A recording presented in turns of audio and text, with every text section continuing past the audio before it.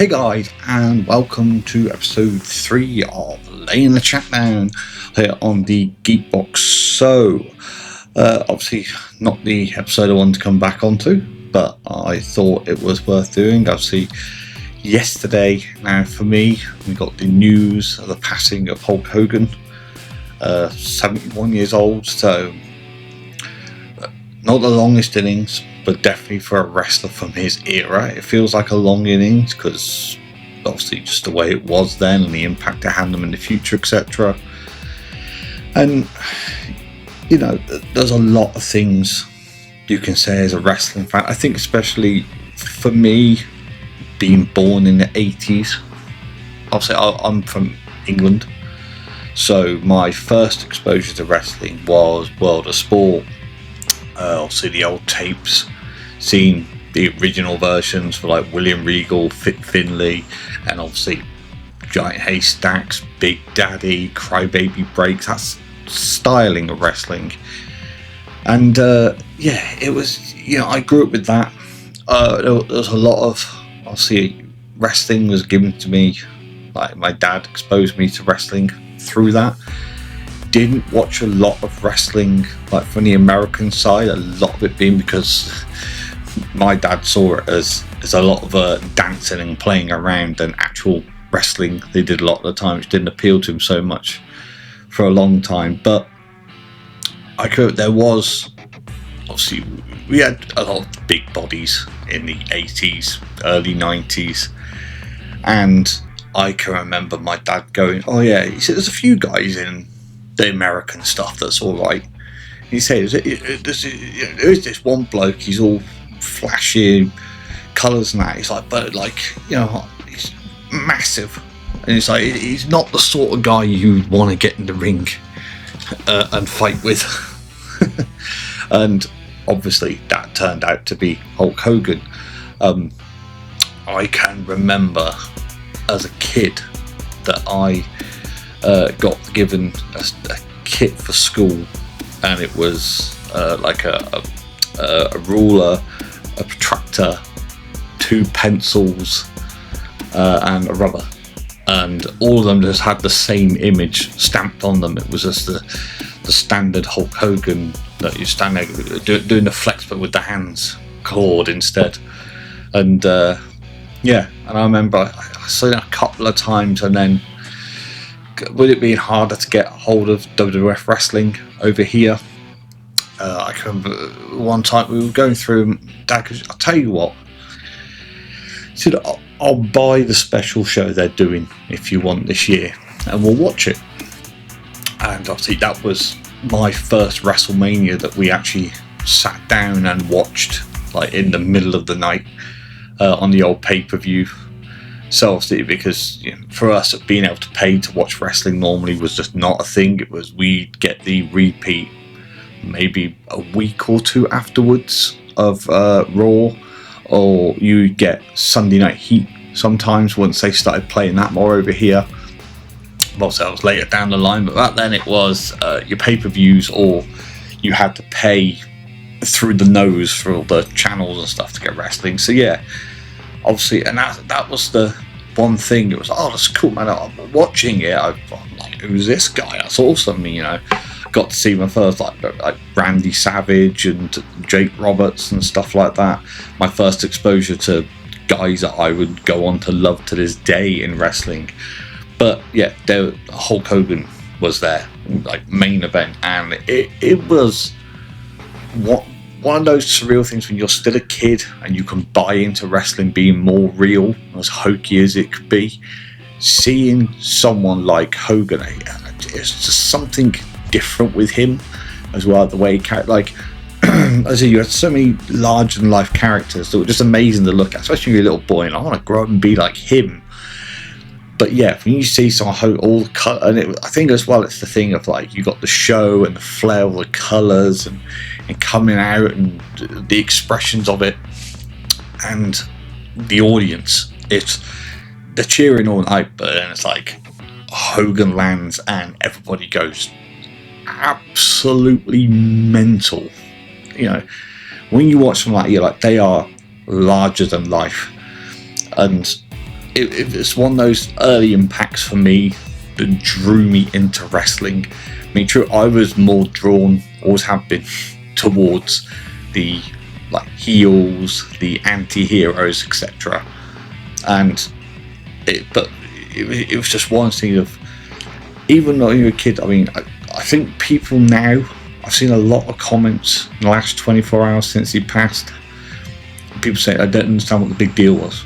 And 99% of them, you go and look at them and it's like, born in 2005. It's like, well, I'm afraid you're probably not going to understand what a deal Hogan was at the time, because you come into wrestling later in the line when it was more open, it was more exposed, the business was already spread out. You know, it wasn't the territories just with WWF starting to break out to an international audience. It was everything's on TV, you've got all these alternatives, etc. And I think on top of that, you've got all these different types of characters. I mean, you come in at that time, you know, you're growing up with your Cena's, Batista, Rey Mysterio, and obviously all in their own right, amazing talents. And the field was more balanced out. But I think when you watched it back in the late 80s, early 90s, you had 2 or 3 guys on the top all the time. And like I said, Hogan was, people knew him from movies and that as well. And obviously that brought mainstream exposure. And I think that's the thing that's been understated, that a lot of people don't get, is Vince McMahon worked with Hulk Hogan to create a mainstream character. And for people that want to criticize now for any particular reason, when it comes to Hogan, I mean, we're not going to hide away from the fact that Hogan's made some really stupid choices over the years, especially in the past decade. You know, his viewpoints on things, there are a handful of things that I absolutely cannot agree with in any way, shape or form. Call it a generational thing, I don't know, or whatever, but you know, and these things got out for him, and it's tarnished his reputation. I don't believe that's going to hold long term. I think the only people long term that are still in 10 years time going to say, oh, he was this, he was that, are people that want to be bitter and horrible towards him. But the reality is, if you're a wrestling fan, which odds are you probably are if you know enough about Hogan to care, 99% of people, you're not going to have been a wrestling fan if it wasn't for Hulk Hogan. It's simple as that, as far as I see it. People try and argue that point, already seen it already. Oh no, I would have blah blah blah. No, you wouldn't. It wouldn't hit the stage it did. Vince would have tried to put other people in that position. It would not have worked as well. Might have lucked out in the end. We don't know. But I personally don't believe it would have. Best example, if you want, Hogan did his bit. They tried to put Lex Luger in its place. Didn't work out. Luger got a good following, but Hulkamania levels, no, didn't scratch near it. There has been no one. You think of all the biggest names in all the companies, there is no one that's ever touched Hogan's level for the prime of their time doing it. I mean, you know, you've got Goldberg hit top WCW, never on Hogan's level. You know, Shawn Michaels, one of the biggest names there'll ever be in wrestling. Shawn's huge. Yeah, you can count on one hand how many people have got a bigger legacy or as big as Shawn Michaels. And Hogan's up there and above. And even Shawn himself has said that before, that he couldn't see eye to eye with him, but he acknowledges the legacy that was it. So I think that there are areas, like everyone's entitled to feel how they want to feel. If you're just going to talk crap, then there's 2 ways you either say it, because that's my opinion, but fair enough, that's my opinion, not yours. People, and it's the one that's disgusted me in the last 24 hours, but you know, that's the IWC being the IWC, is seeing people attack other people for saying that they've got good memories of Hulk Hogan, or the fact that, like, you know, he's gone, we can forgive what he did, because, you know, why hold it against a dead man? And you know, it's just like usual.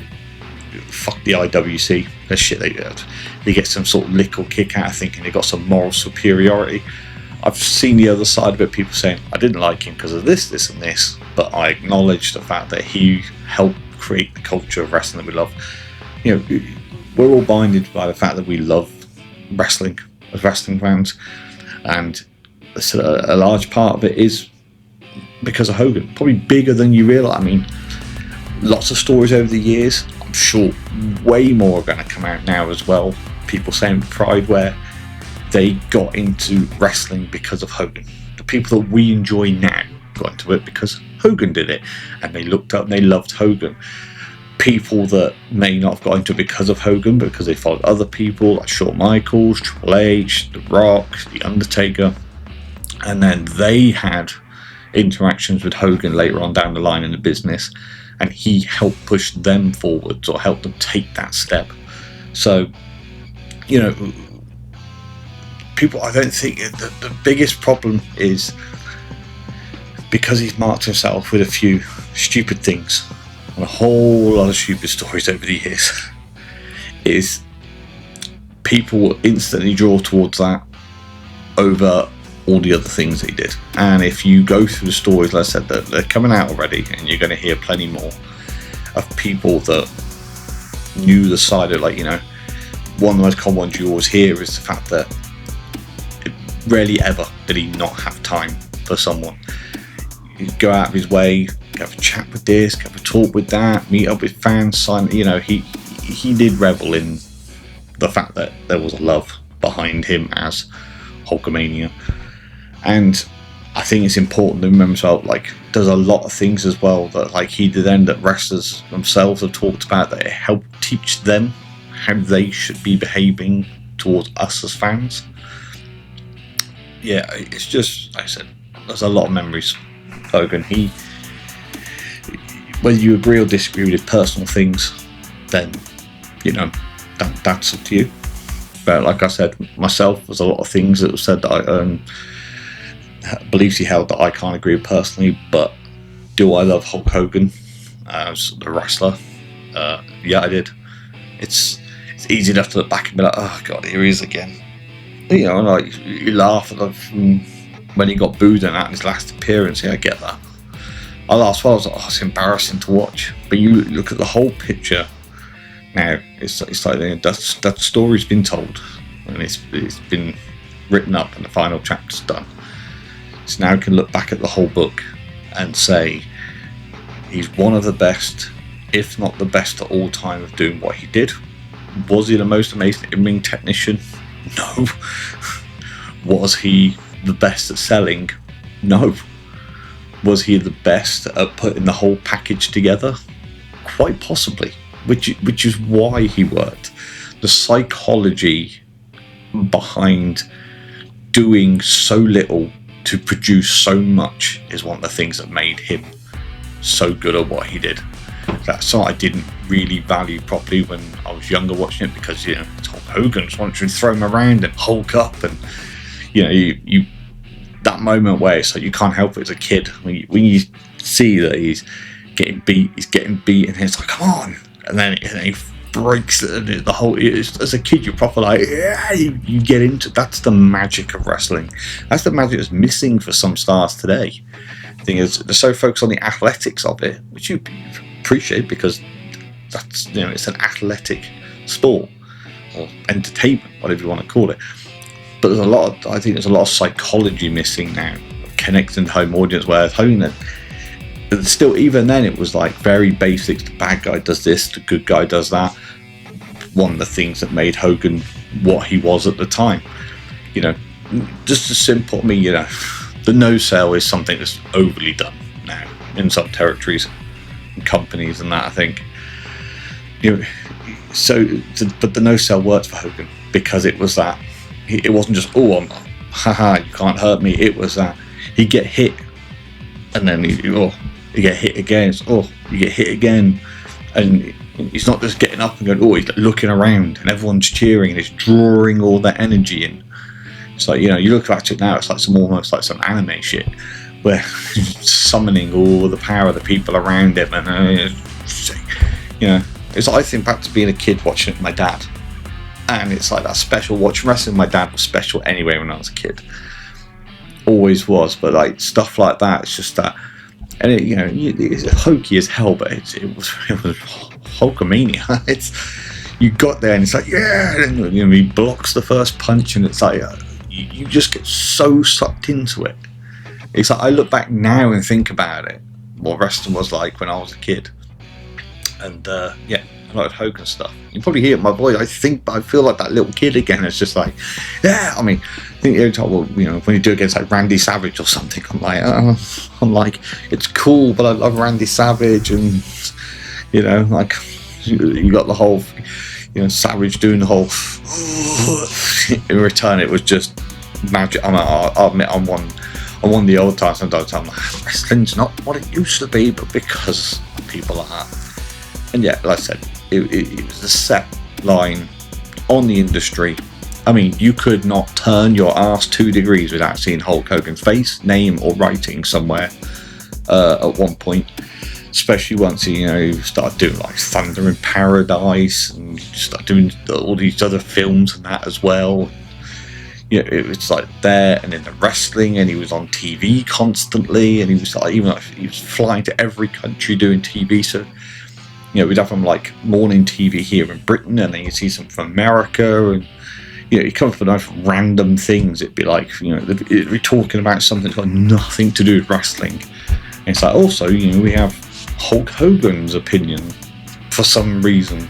But because people need to stick Hulk Hogan on your TV channel, people are going to watch it because wrestling fans will watch it, movie fans will watch it. At the end of the day, we can't spook. Hogan is one of the top people that grew the industry into what it is now. He lit the fire. Like I said, Vince built the kindling. Hogan was the fire that ran through it, and anyone I think that wants to disregard that because their personal opinions and feelings and stuff, like I said, you're entitled to feel how you want, fair enough, but I also understand if you try. I've seen people try and say like, blah blah blah about his personal things and what he believed in and that. Like I said, you don't have to agree with it. Fair enough, I totally get it.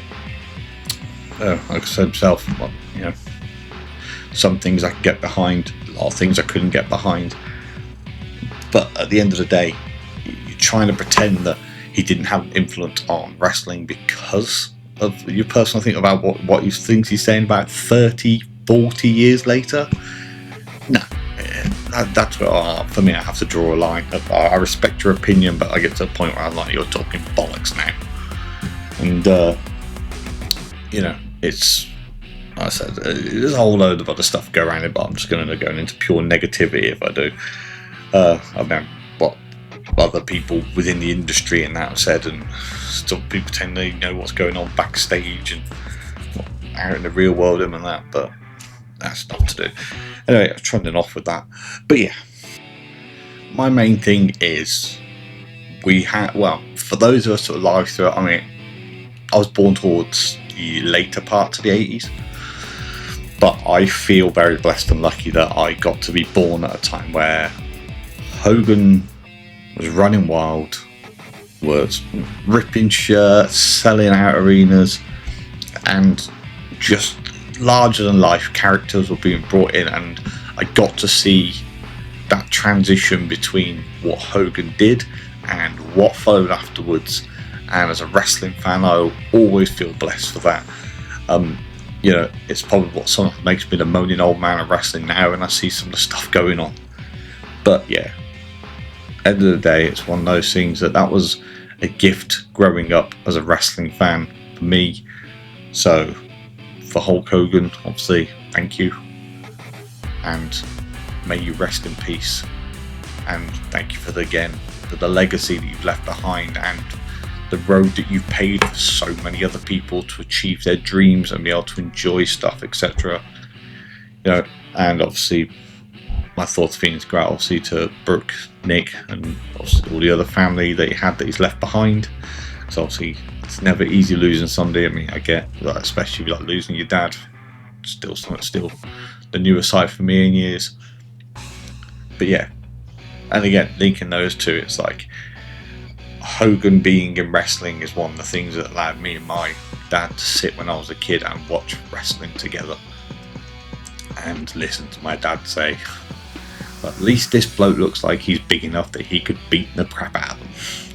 Or the other way around, when somebody was smaller started going, laughing, going, there's no way somebody would be able to do that to a bloke his size, just pull their head off. So thank you for that. Thank you for the memories. And for you at home, thank you for watching or listening, whatever you're doing to this, and stay tuned for more. Thank you much, and goodbye.